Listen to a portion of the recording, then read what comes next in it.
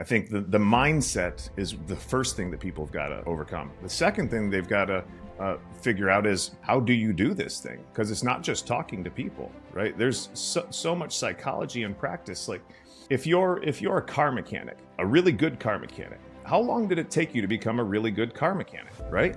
Yeah. 5, 10 years? Do you think that you're going to become a really, really good salesperson in 2 days? Probably not going to happen. You're going to need to read a lot of books. You're going to need a mentor or 2 or 3, and you're going to have to be willing to put your ego aside and just listen to people. Like I can't tell you how many mentors that told me things that didn't make sense to me. I didn't feel like that could be true, and I pushed back on them, and they convinced me to go ahead and just listen to them. Man, just find somebody who's already where you want to be, who's got the kind of ethics and morals that you want to have, and just do whatever they tell you. Just be a sponge, be humble, be hungry. Welcome to the podcast. Nathan Newberry here, your host. I have Gene Slade here on the podcast with us. Super pumped for you guys to hear his story and his backstory and his insights around sales.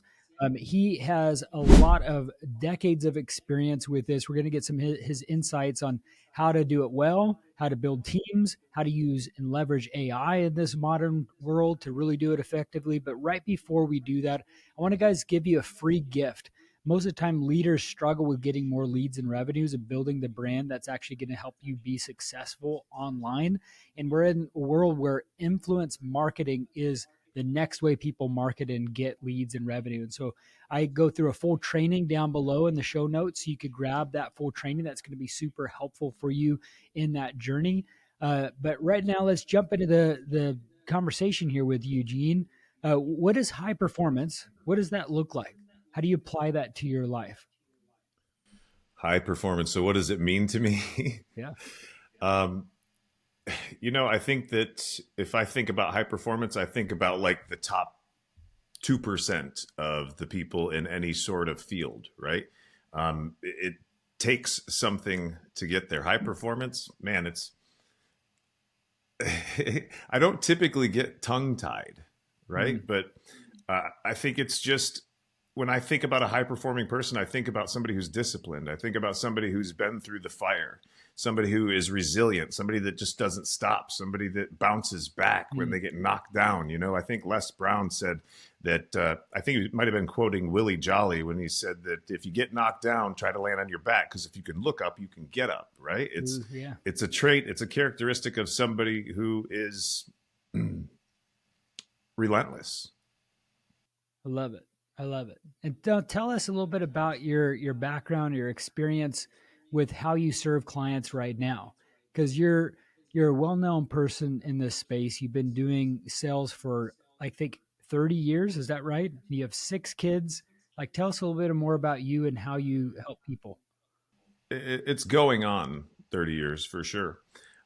So how I help people right now, typically the people that I help are in the service trades, like the service industry. So if you imagine your home, anybody that would come out to work on anything in your home, those are the people that we serve. Expand the question a little bit more for me. Yeah, like, how do you serve people? So you work with salespeople. Is that individuals? Is that businesses? Like, how do you serve people? How do you train them to be really efficient? Like, tell us a little bit about you and your business. Got it. So we work mainly with the employees of the companies. I deal a lot with the business owners up front, right? Because they're typically paying for the training. But we specialize in helping businesses like an HVAC company. An example would be 80% of a revenue from an HVAC company typically comes from replacing air conditioners or furnaces, right? But that doesn't happen but every 10 to 20 years. So if we're going out to clean an air conditioner or furnace twice a year for 10 years, that's 20 appointments where we don't have an opportunity for a sale for replacing that heating and air conditioning system. So what I did with my first business, I didn't even want to sell air conditioners. I just wanted to be a service company and help people to clean up their air. So what we do is we focus on all of the other stuff that everybody else misses, like filtration systems and indoor air quality systems, and making sure that the air distribution system is set up right. So that our maintenance and service departments are not draining the profits from our replacement department, if that makes any sense. Yeah. That's a massive gap in air conditioning and heating companies across the country. For a plumbing company, it might be that the massive gap is that the customers don't have water treatment systems and they're not selling them. And they're not thinking that as a plumbing company, every supply side plumbing problem, that means anything that pushes water through your house, any of the pipes, any of the valves, all that stuff, the number one root cause of all that failing is crappy water, right? And so they're just, they're not looking at the entire house. They're only looking at one little problem, and that costs them tons of money. Yeah. So we train their technicians and their employees on how to look for the things that other people aren't looking for. And then we teach them a lot about psychology and how to get clients to come to their own conclusion that they have a problem and that something needs to be done. And we don't do that by talking at them. We do that by giving them information through the form of a question, if you will. Yeah. And if you got 30 seconds, I could give you an example. Sure. So surge protection would be something that people a lot of times would like their technicians to sell. And all these technicians do is go in and talk about it and tell them that they need it, right? Instead, we ask the client questions. We'll look at the client and say, why don't you have surge protection? Instead of saying you should have surge protection, right? Now something's missing. And then we'll say something like, did you know that we get over 1.2 million cloud to ground lightning strikes a year here in this area when we get surge? And when that happens, we get in-home surges. And did you know that when you get an in-home surge that your compressors can glow cherry red on the inside? Do you think that's good? What do you suppose that does to the reliability of the system? How about the lifespan? Have you ever purchased a new compressor before? So you weren't aware that a new compressor is like $3,000? Can you see now why all of our clients just get surge protection instead of replacing expensive compressors, motors, maybe even a whole system, right? So all of those were questions instead of talking at the client. And when I ask them questions and give them information in the form of those questions, just by changing the first couple of words, like, did you know or were you aware? I bypass their truth false system, their truth false filter, right? They're accepting the information as an enlightenment as opposed to something that they've got to determine, is this true or is this not true? When anybody says something to you or gives you a piece of information, you typically, your bullshit meter will go off or it won't, right? So this is a way for us to bypass that and control what the client is thinking and get them to come to a conclusion that something needs to be done instead of us telling them that something needs to be done. Always works out better if the client says it needs to be done, you know? Right. Which so that's kind of how we serve people. What? And that helps the business build in more of maintenance, monthly recurring revenue stream, and or upsells or something for the business. Exactly. Maintenance customers and accessory sales and products like that are what we really truly specialize in over here. I mean, I don't want to say anybody can sell furnaces and air conditioners, but there's a lot of people that teach how to do that. And I know how to do all of that as well, but we focus on the area where there's a gap, a massive gap in the marketplace and for the company. And when we do that, a lot of times we'll double the profits, not the revenue, but the profits of the company just by introducing those things into their business.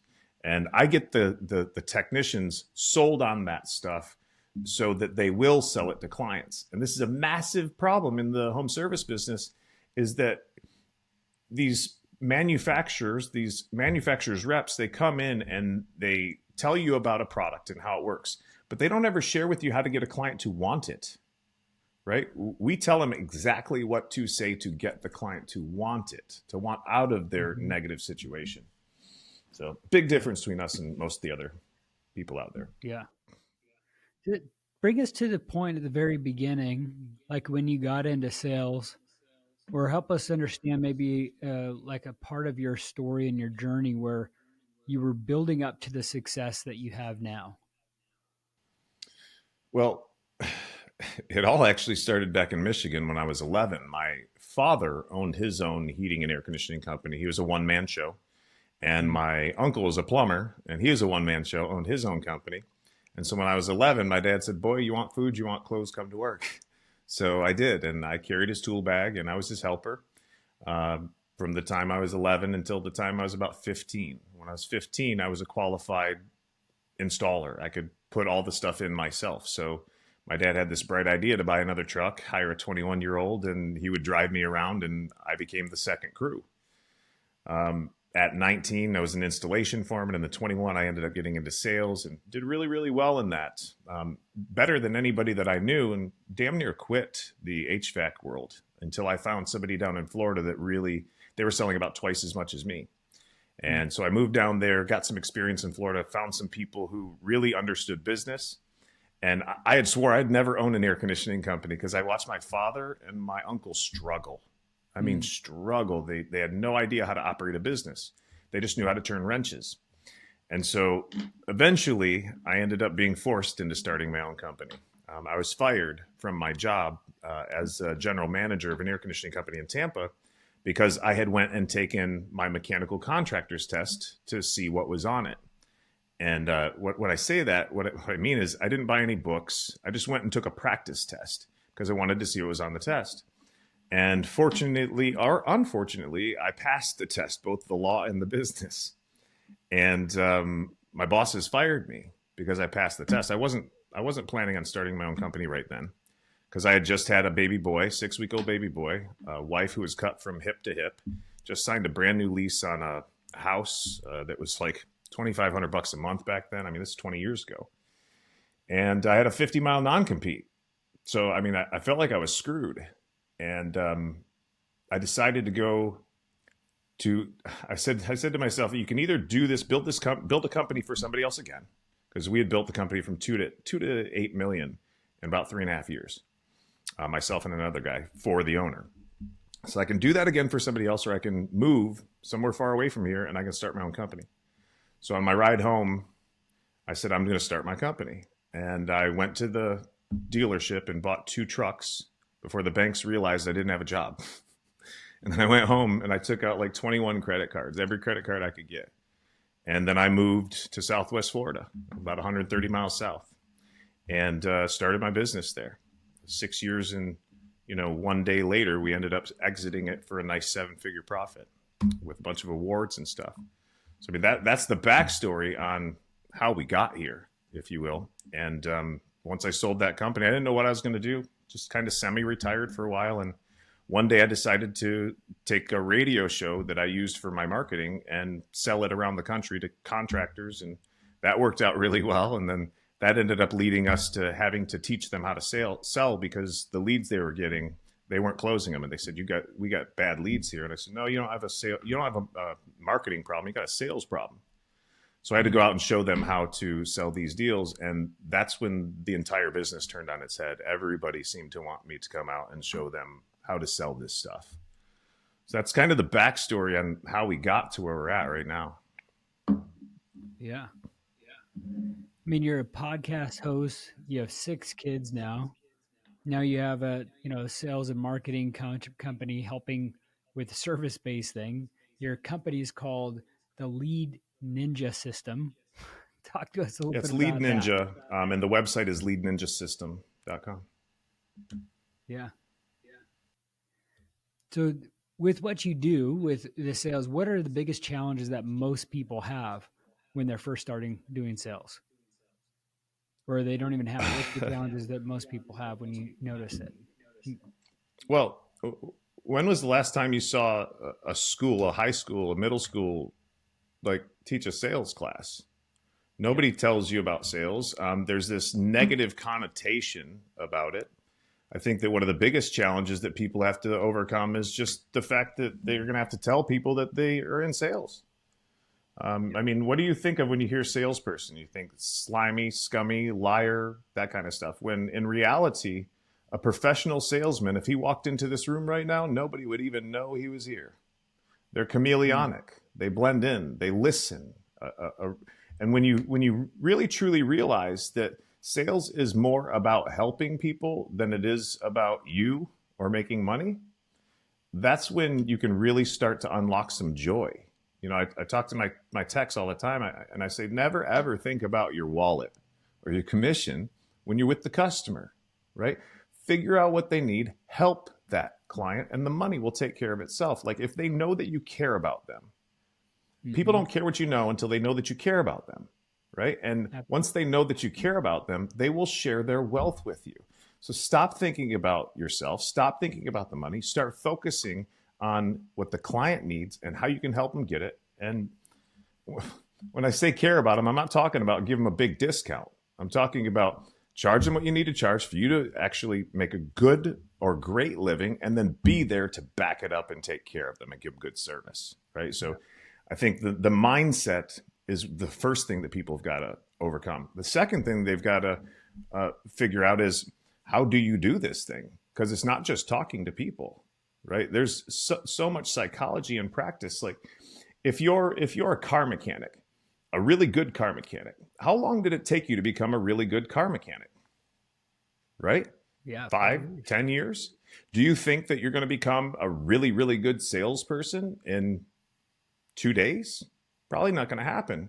You're going to need to read a lot of books. You're going to need a mentor or two or three. And you're going to have to be willing to put your ego aside and just listen to people. Like Mm-hmm. I can't tell you how many mentors that told me things that didn't make sense to me. I didn't feel like that could be true. And I pushed back on them, and they convinced me to go ahead and just listen to them. Man, just find somebody who's already where you want to be, who's got the kind of ethics and morals that you want to have, and just do whatever they tell you. Just be a sponge, be humble, be hungry. So those are the two main things, I think. I love your approach with just asking questions, because I think a lot of times people feel like sales is you having the knowledge of product and then being able to like communicate with just a lot of detail and you're pushing, pushing, pushing, you know. And I love the approach of just like you have your head and heart aligned with serving people. Because you and I are believers, and I think that's Yeah. there's an alignment with our our way that we're designed from our maker, which is how Yeah. can we help people? Because really, truly, that's the internal wiring that we have where we find a lot of significance and fulfillment when we dial that in of like, how can I help people today?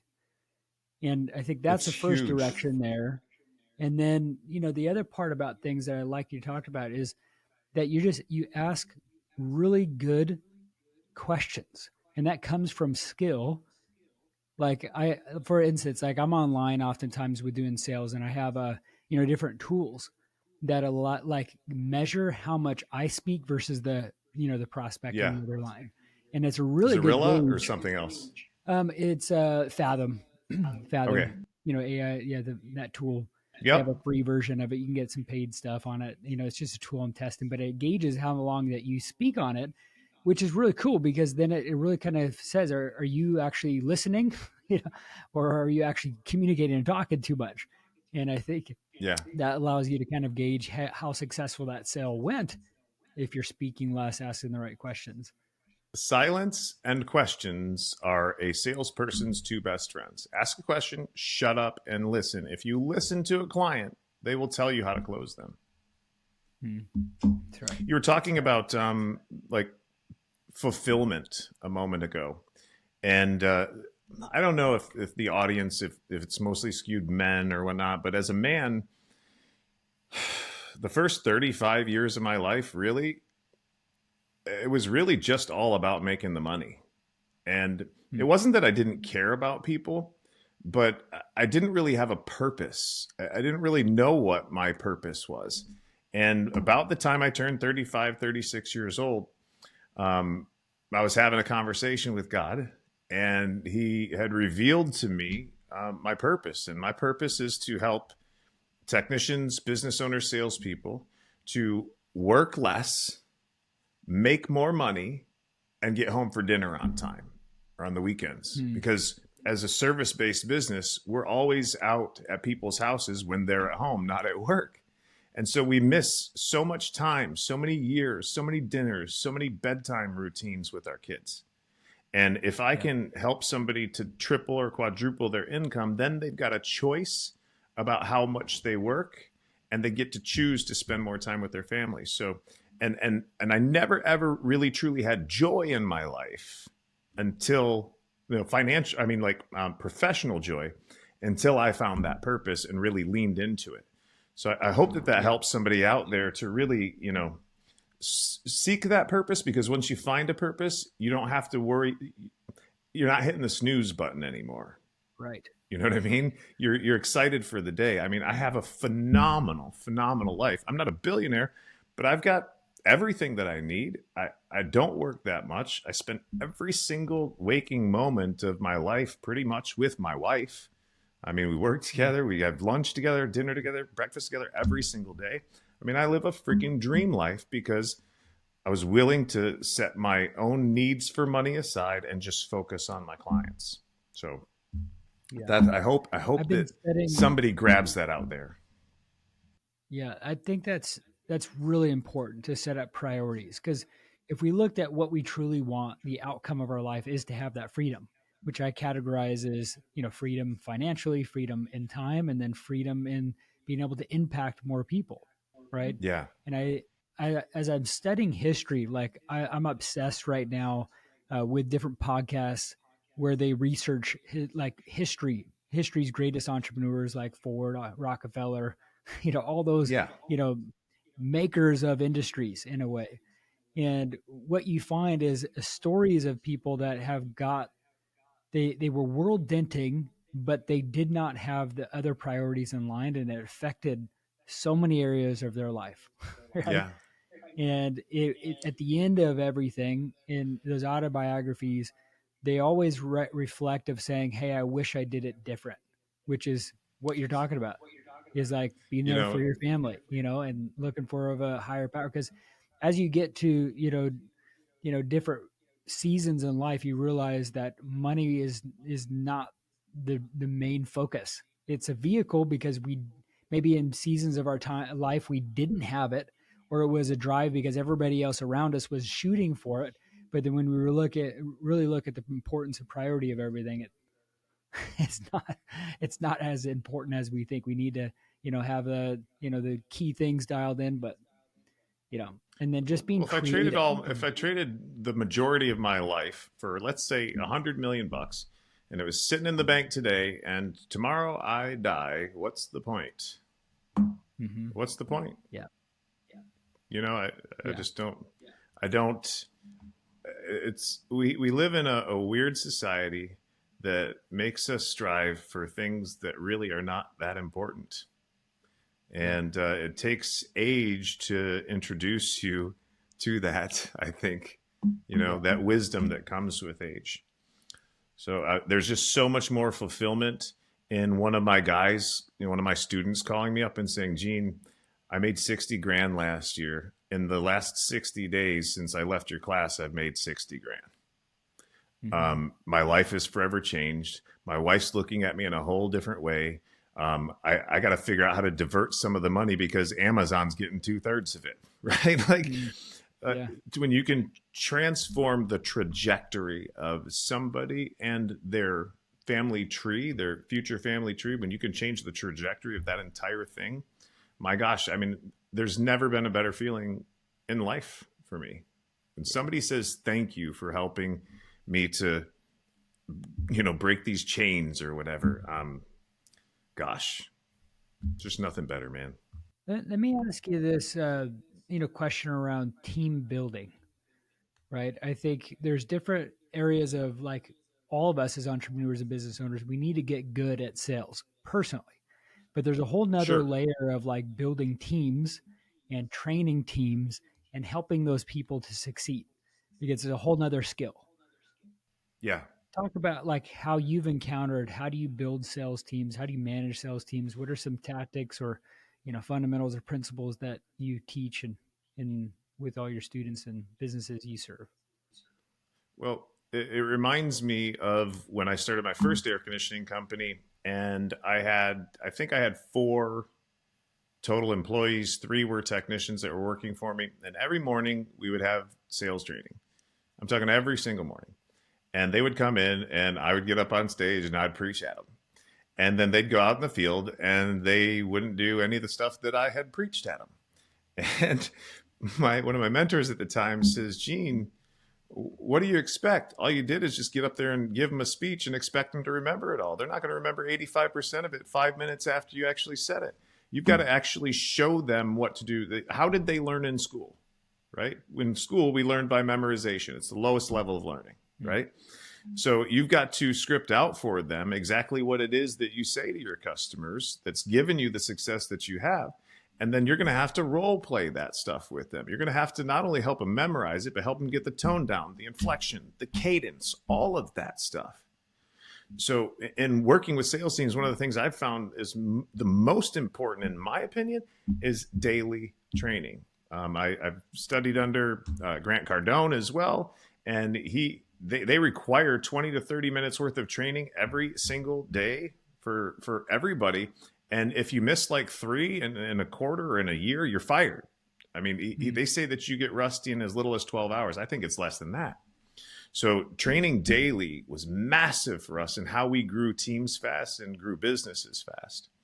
The other thing that we do now on a larger scale, if you get a bigger team, sometimes it's hard to have so many direct reports. So inside of our Lead Ninja Mastermind, which is the group that I teach twice a week, we have videos of scripts, and we've got, written out scripts, all this other stuff. And like, for instance, the surge protection thing we went through earlier, that's part of something they have to memorize in order to get certified through my company. And once they memorize it, they take their phone, they open it up, they turn the camera on, and they say, hi, this is Gene. I'm with ABC Heating and Cooling, and today I'm going to be doing the surge protection script. And then boom, they perform it for us. Wow. And one of my executive coaches will go in afterwards and see, did they nail it? Did they not nail it? And we'll give them a pass or a fail, right? So that's how you train bigger sales teams. But when I had my regular sales team, we were a smaller company, maybe 20, 30 people. Every morning, they would bring in their paperwork to me. We'd get around a big conference table. They'd pass their paperwork to me, because if I look at a technician's paperwork, I can tell you why he's not selling. And then I'd have 2 of them get up in front of the room and role play one of the pieces of our sales presentation. Could have been the greeting, could have been how we present the price. It could have been closing techniques. It could have been objections, could have been anything. And I would sit there and I'd listen while I was going through their paperwork. And quick tip for anybody who's got salespeople out there in the field, you want to look at what they're offering their clients, because a lot of times they're not offering them enough stuff. And so I would be looking and I'd say, Johnny, did this customer have a HEPA filter on their system? And he'd go, well, no, they didn't. And I'd go, well, why isn't it on the list? Right? Because I can't think of a reason other than money that everybody shouldn't have one. I mean, if they were free, would everybody have a HEPA filter on their house? If it were free, would everybody have solar? So then the only reason not to would be the money. Who are you to tell them they shouldn't have that or couldn't have that or wouldn't benefit from it? Put it in front of them. I'm not telling you to sell it. Just put it on the list, right? Because the bigger that list is, the smaller the stuff that they really, really have to do looks. Make sense? Yeah. So if they got a $1,500 repair, $1,500 is going to seem like a lot of money. But if I put together a list of things that have to be done, will need to be done in the near future, and then would be nice to have, and that list is 20 grand, now that $1,700 doesn't seem so big, right? Seems pretty small, and they're relieved. So those are like 3 things that just come to the top of mind. I mean, we could go for hours on that topic. What about hiring? How do you find a good A player? I think that's always a question that people have, because sometimes interviews are different than employees. And how do you hire and screen talent? That's not something I was very good at when I owned my business. I actually had somebody that helped me with that and did that for me. All of that being said, I have found more success by bringing in people who have provided me good or displayed good customer service, who are already in service-oriented fields, and training them on the business. I bring people from outside of the industry that don't have bad habits, that I don't have to retrain, that are not prima donnas. And I can take a guy who's never made more than 40 grand a year, and as long as he's willing to do exactly what I tell him to do, he'll make 200 grand this year. And he'll forever, and if I can help him do that, he'll probably do whatever I say and be loyal to me for a very, very long time. Mm-hmm. So I'm not the kind of guy that goes out and tries to poach people or convince people to come over to my side. I think there's a certain amount of that you need to do with everybody, but I'm not the guy that's out there looking for the top performers. I want somebody who's hungry, humble, willing to do what I tell them to do, that I can that I can make a massive impact on their life, and we'll have a situation where we have loyalty for a long, long time. So that's Yeah. my like take on how I prefer to build teams. How about you leveraging AI in this world of sales and marketing? And how do you end up doing that and implementing that in your business? So not this past November, but the November before that, I ended up encountering some AI software that was conversational AI that like could answer telephone calls and make telephone calls and talk to you. Mm. And I was like, holy crap, this is scary as hell. Because I could see a world where, as the technology advances, it's AI making these sales calls.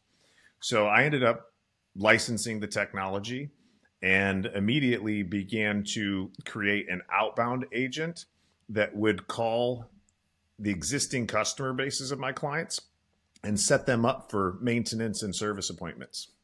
Hmm. And we programmed it with all of my knowledge, all of my scripting, even my radio show, everything that basically I train people in the knowledge bank, and it does a phenomenal job.